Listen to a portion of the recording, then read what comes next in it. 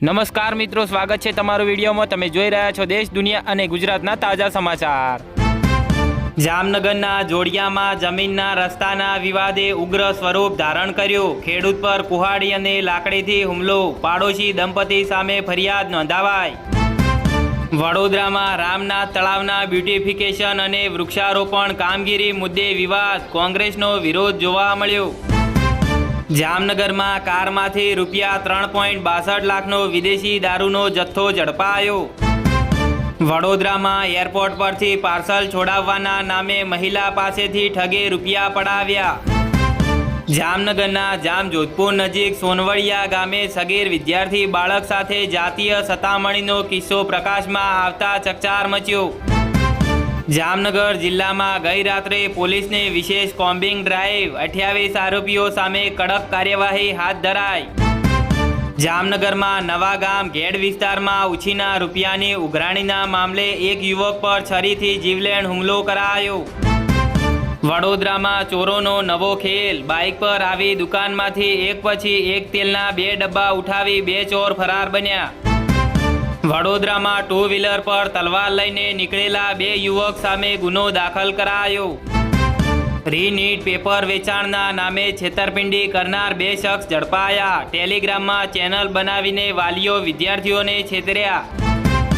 Ahmedabad plane crash site પર અનોખી શ્રદ્ધાંજલિ, 12,000 અબોલ જીવોને 1 વર્ષ સુધી જમાડ્યા।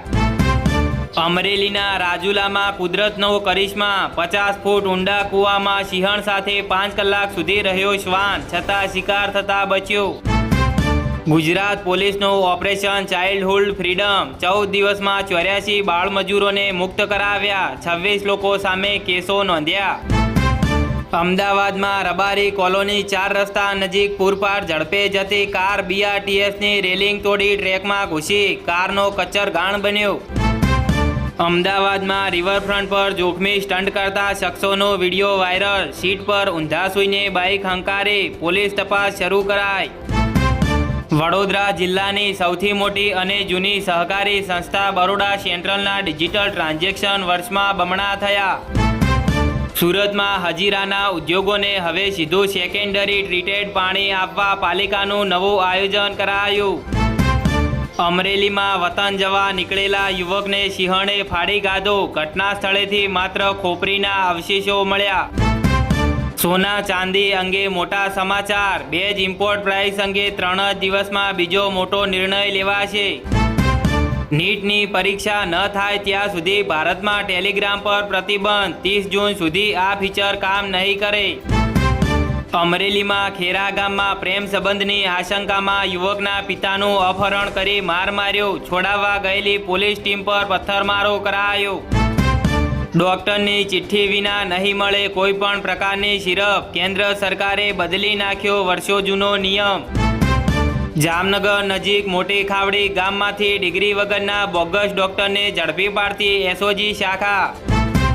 પંચમહાલમાં ઘોઘંબાના ગુણેશિયા ગામમાંથી ગાંજાની ખેતી ઝડપાઈ, 4 લાખથી વધુના જથ્થા સાથે એકની ધરપકડ કરાઈ।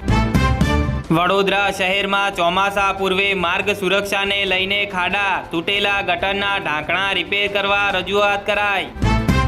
છોટા ઉદેપુરમાં રિસાઈને જતી રહેલી પત્નીના ઘરે જઈને જમાઈએ કુહાડી મારી સાસુની હત્યા કરી। વડોદરામાં દિવ્યાંગોના નામે વાહનો ખરીદી ઠગાઈ અને બોગસ PSI કેસમાં મોબીન સોદાગરની જામીન અરજી નામંજૂર કરાઈ। નર્મદામાં ધરણા પર બેસેલા ભાજપના મહિલા ધારાસભ્યના ધરણા સમાપ્ત, આદિવાસી સમાજ સમર્થનમાં આવ્યો। વાપીની 14 વર્ષીય કિશોરી સાથે દુષ્કર્મ કરનાર 37 વર્ષીય આરોપીને 20 વર્ષની કેદની સજા થઈ। TMCમાં 20 સાંસદોનો બળવો, લોકસભા સ્પીકર ઓમ બિરલાએ મમતા બેનર્જી જૂથને પક્ષ રજૂ કરવા આપ્યું આમંત્રણ। નીતિશ નાયડુને પછાડી હવે આ અજાણ્યો પક્ષ NDAમાં નંબર 2, કેબિનેટમાં જગ્યા મળે તેવી અટકળો તેજ બની।